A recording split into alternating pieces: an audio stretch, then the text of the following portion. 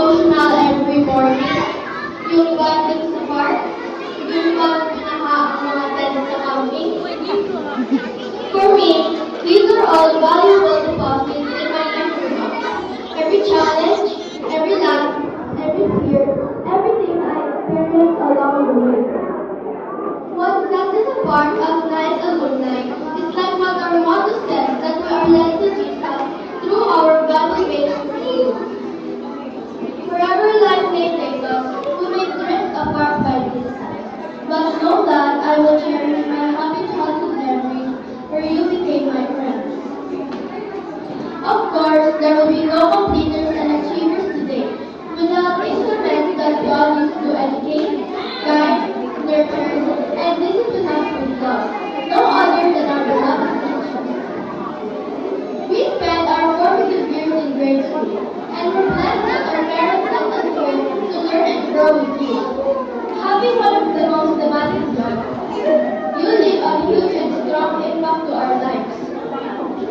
My prayer is for God to bless you with extra portions of grace, wisdom, strength, patience, and loving kindness that you will extend to every child that will be entrusted in your care. To our faculty and staff, thank you. I'd like to give a special shout out to our number one cheerleaders, chefs, financiers, drivers, nurses, role models, and all-around personal assistants who love us unconditionally despite our tantrums, whining, and behavioral issues.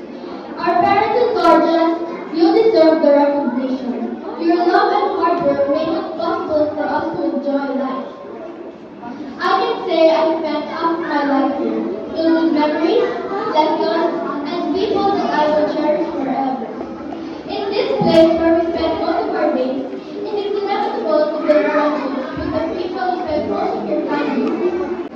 Minsan nakakandang bukas, madalas na tawanan, karamay ang hirap ng mga requirements, nakampi sa laro, at nakakasabihan ng mga secrets. Our alma mater has prepared us physically, mentally, socially, and most importantly, spiritually.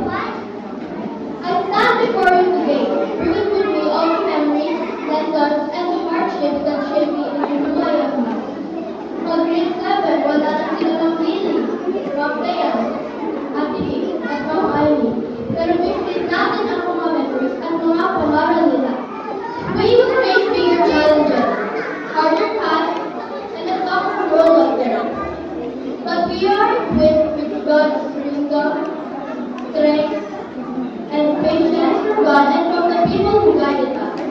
Can we confidently say we are ready